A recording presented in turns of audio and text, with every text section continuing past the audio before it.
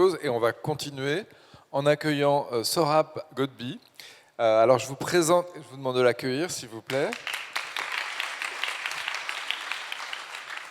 Donc Sorab, en tant que Worldwide Digital Director chez Gucci, durant sa transformation historique sous l'égide d'Alessandro Michele, vous avez mené la transformation de la communication digitale de la maison. Ensuite, vous avez développé l'offre publicitaire de New York Times à l'international. Et enfin, aujourd'hui, vous avez fondé Media Activators, une entreprise de consulting publicitaire. Voilà. Donc, d'abord à tous les deux, je vais vous poser une question un peu générale, qui serait votre regard sur l'état actuel du marché de la publicité en ligne. Je dois commencer ? Oui. D'accord. Je pense que c'est vraiment une période très intéressante où beaucoup de marques, vous avez vu ma présentation est peut-être un petit peu agressive envers les GAFA, mais c'est vraiment un retour qu'on a de beaucoup d'annonceurs qui vont chercher des alternatives aux GAFA. Ils vont chercher des alternatives parce qu'ils ont besoin de transparence. On a parlé un peu de mesures. Je pense que très peu de marques faisaient l'effort de mesurer l'impact de certaines campagnes.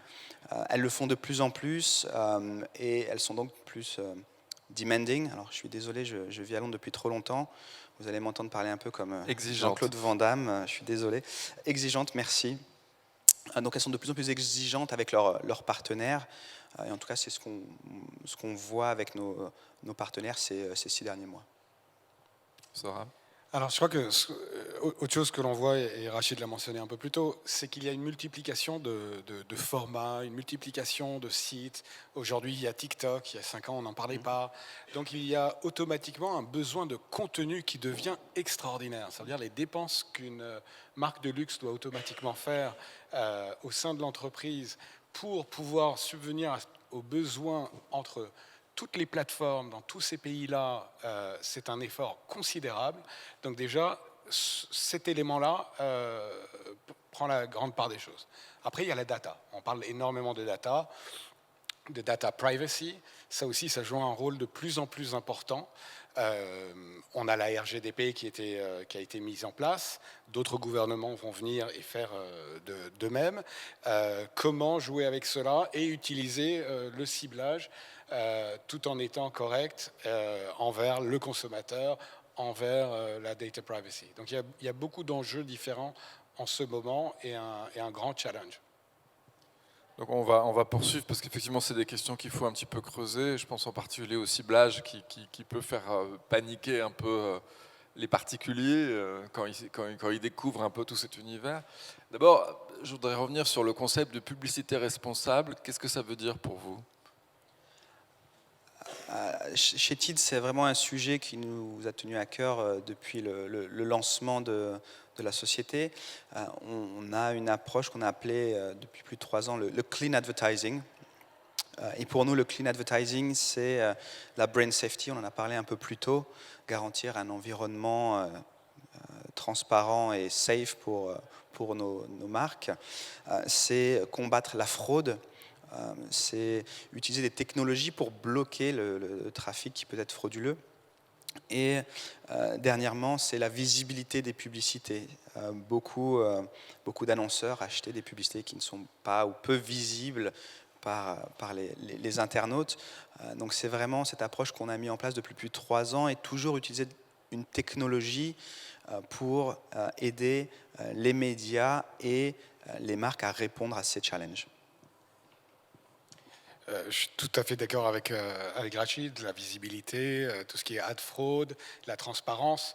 Mais si on part un peu plus loin, il y a des gens qui sont en train de travailler sur le futur de la RSE.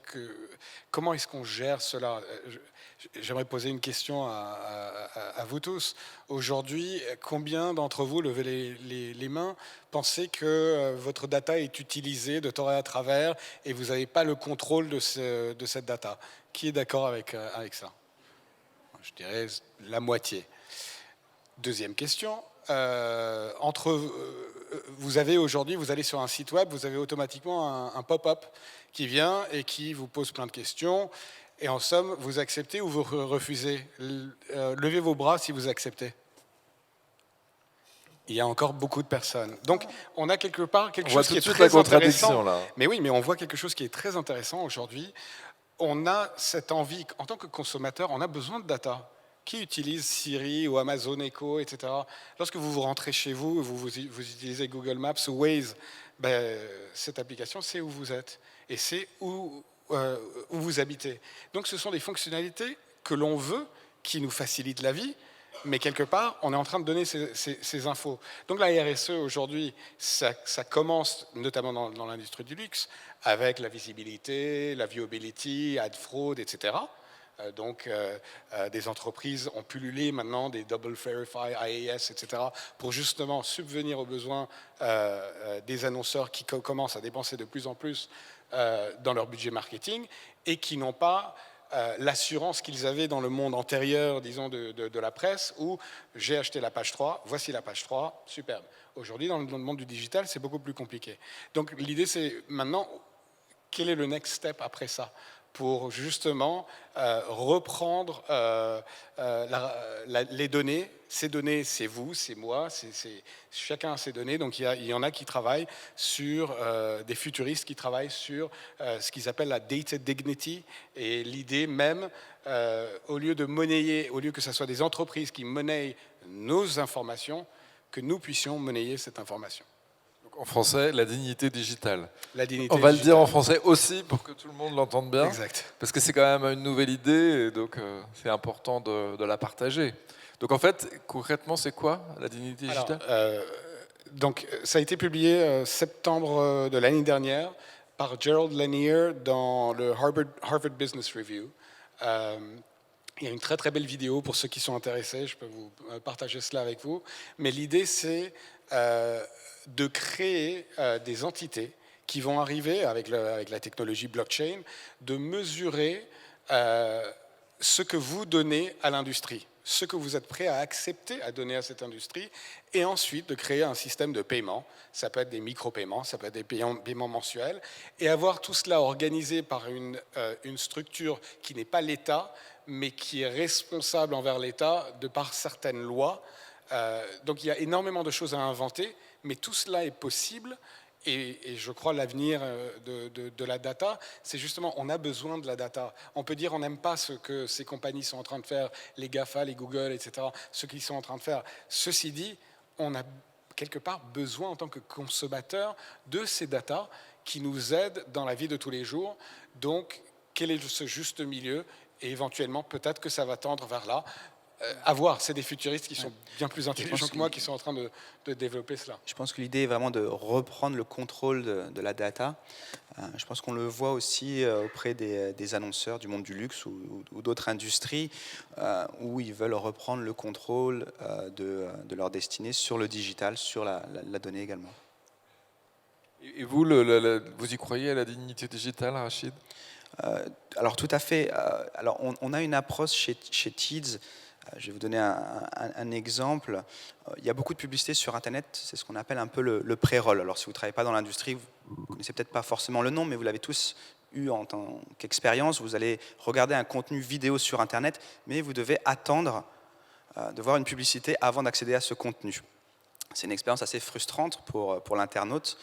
Chez TIDS, nous, on va donner le choix à l'internaute dès la première seconde de voir ou non cette publicité. Donc on essaie d'avoir une approche assez responsable, de donner le choix à l'internaute. Et je pense que sur le digital, de toute manière, on ne peut pas forcer les internautes à aller dans une direction ou une autre. L'internaute a le contrôle de l'expérience et c'est quelque chose qu'on veut respecter chez TIDS. Donc une certaine dignité dans l'échange de valeurs. Vous avez accès à ce contenu, vous voulez voir la publicité, super, vous ne voulez pas la voir, super. Alors là, on est au Vogue Fashion Festival, donc on va un peu zoomer sur la problématique des marques de luxe. Qu'est-ce qu'elles vous disent en fait, à vous? Qu'est-ce qu'elles cherchent comme environnement? Alors, il y a toujours un besoin d'être dans un environnement premium, sur des titres bien sûr comme Vogue, Condé Nast, où il y a vraiment un contenu unique, une audience unique. Les marques vont aussi de plus en plus chercher la performance, être sûr que ces publicités sont visibles. Mais un des challenges qu'elles ont, tu commençais à en parler un peu plus tôt, il est autour de la créa. On voit de plus en plus cette convergence entre médias créa et technologie. Et c'est vrai que c'est intéressant, Tids, on est vraiment entre Vogue Media, entre une marque de luxe, en apportant une technologie. Et je pense que le rôle de CMO, de Media Director, de Marketing Director au sein des marques de luxe a énormément changé ces 10 dernières années. Ils ont dû augmenter leurs skills, désolé. Leur talent. Leur talent. On va faire de la traduction simultanée. Merci. Pour vraiment pouvoir répondre à ces challenges, être à l'aise avec le côté créa, être à l'aise avec le côté technologie et bien sûr la connaissance du média. Je suis Rachid là-dedans. En effet, beaucoup de marques veulent un environnement qu'ils connaissent, qu'ils contrôlent. Donc, que ce soit chez Vogue ou en travaillant avec des partenaires comme Tids. Il y a de l'autre côté de l'équation cette philosophie héroïste, l'idée d'avoir un ROI efficace. Le problème que j'ai vu souvent avec des clients dans le luxe, c'est cette dualité d'objectifs. Des objectifs de branding, de notoriété, mais en même temps une obligation de générer du trafic, générer le e-commerce. Donc, trouver la bonne solution qui touche les deux est souvent rare et difficile à trouver. Donc, il y a cet objectif-là qui est difficile donc, du côté client. De l'autre côté, on voit aussi les clients avoir besoin de plus de contenu. Ça revient à ce que je disais, il y a tellement de plateformes différentes. Et donc, avoir des vidéos de 3 secondes, de 6 secondes, des formats verticaux, des formats horizontaux. Il y a énormément de besoins. Et de besoin de raconter une histoire. Donc là, le storytelling, on vient souvent vers des Vogue, ou lorsque j'étais au New York Times, vers le New York Times. On est avant tout des conteurs, on raconte des histoires, donc beaucoup viennent vers nous, justement, pour les aider à raconter leurs histoires. C'est un point intéressant que j'aurais pu souligner un peu plus dans ma présentation, cette visibilité moyenne sur les flux sociaux. On parle de 2 secondes. Je pense que c'est un vrai challenge pour les marques de luxe et de mode. Comme tu l'as expliqué, dans leur communication, les marques de luxe, c'est raconter une histoire, c'est partager des émotions. Le faire sur 2 secondes, c'est un gros challenge. Alors justement, est-ce qu'il y a des différences d'un pays à l'autre ou d'un continent à l'autre ? Alors, ces 3 dernières années avec Tids, j'ai vraiment passé ma vie dans les avions. C'était vraiment intéressant de suivre tous ces annonceurs, ces marques de luxe, vraiment sur chaque pays, sur chaque continent, que ce soit du Japon, en Amérique latine, aux États-Unis. Ce qui est vraiment intéressant, c'est que chaque pays, chaque marque dans chaque pays vont nous dire « Ah non, mais chez nous c'est différent, chez nous c'est différent ».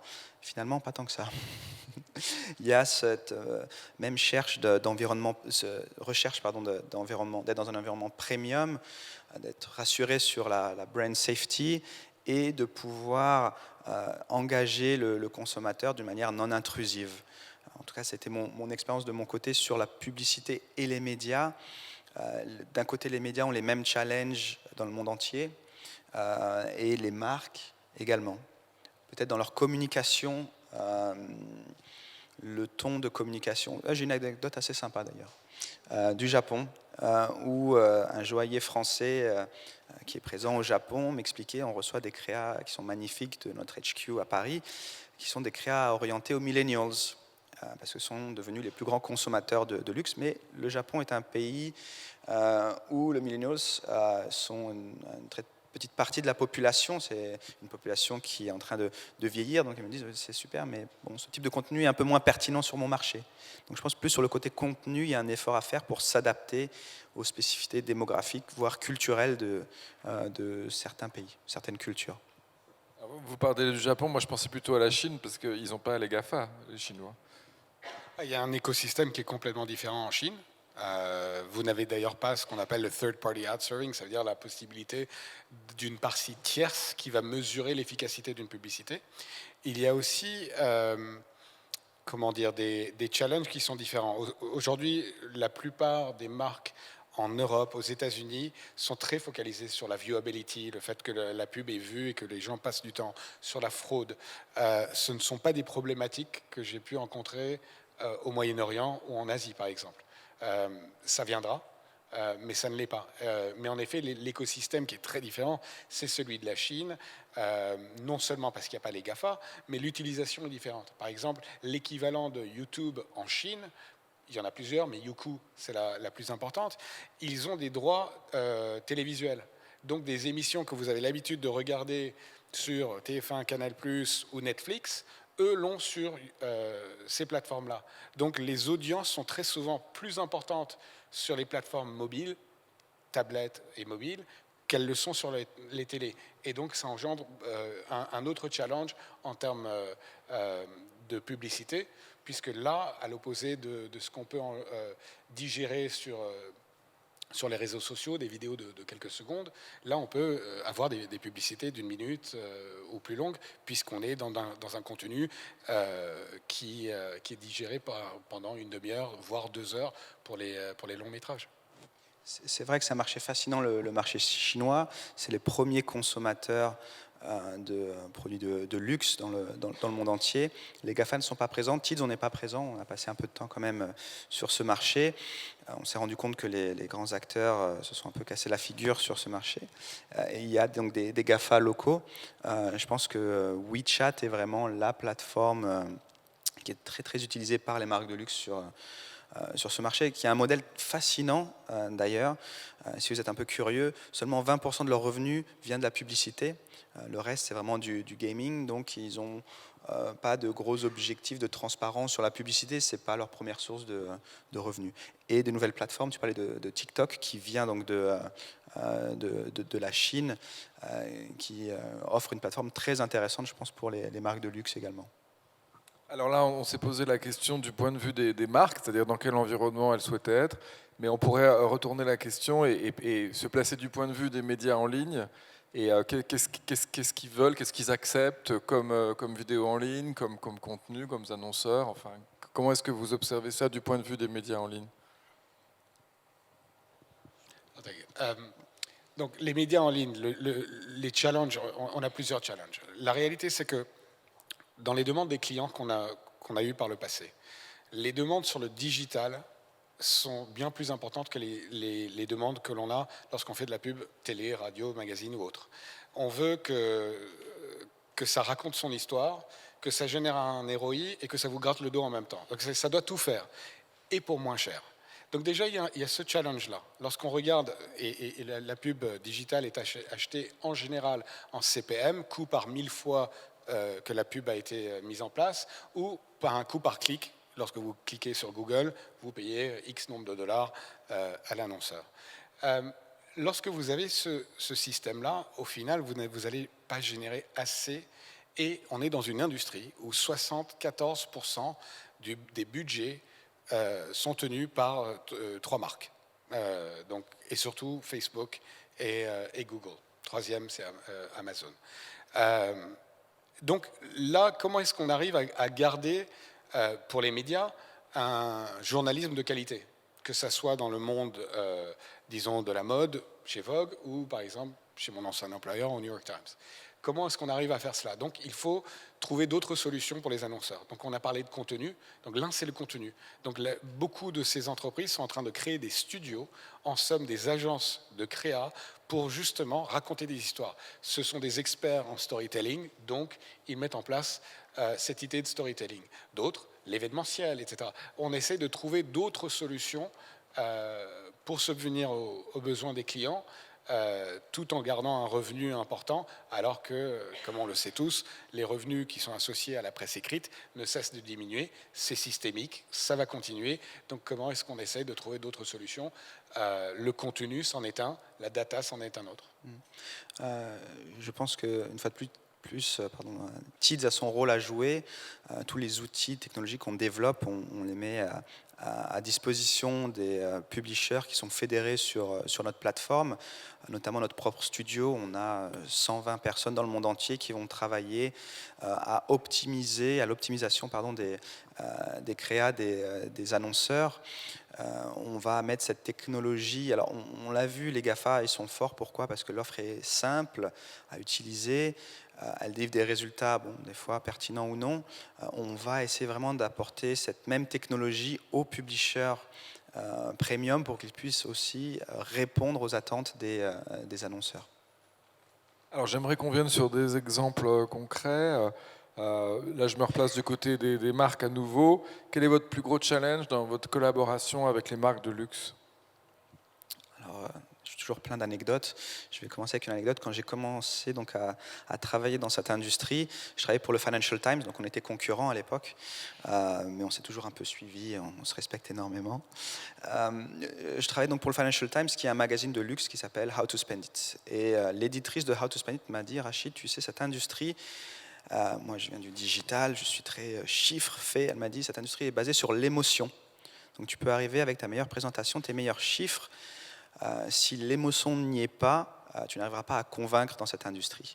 Et quand on parle du digital, on parle de données, on parle de chiffres, on parle de décisions basées sur des insights.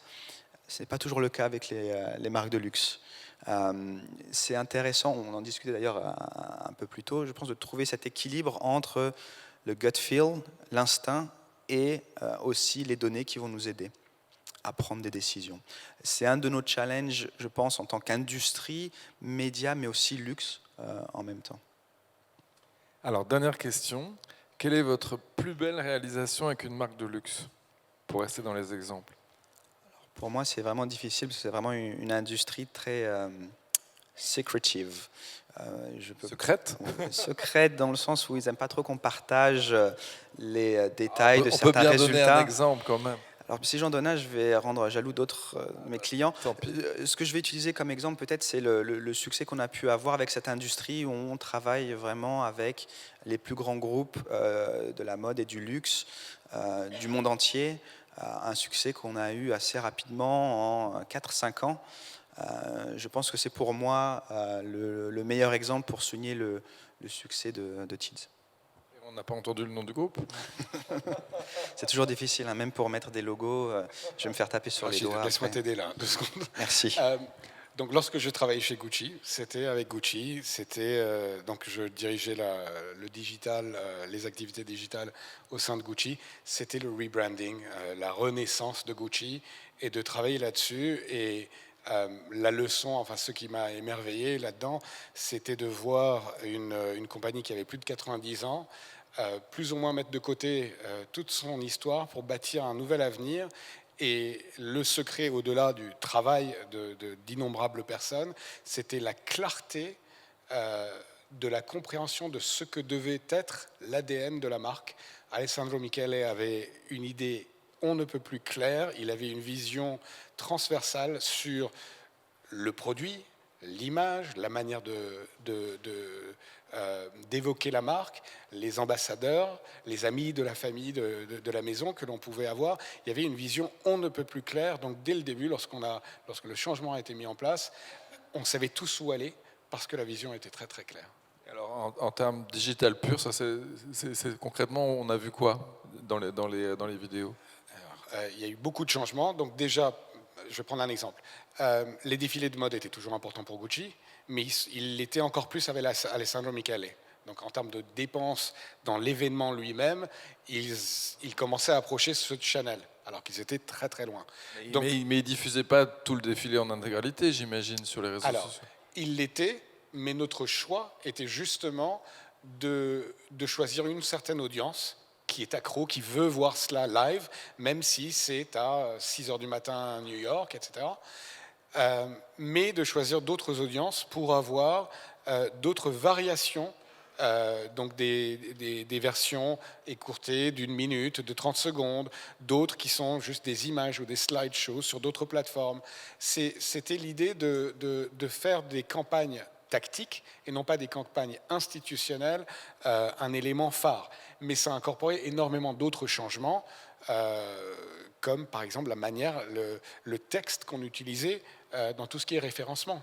La manière, la voix, quelle est la voix de Gucci. Donc il fallait absolument tout changer.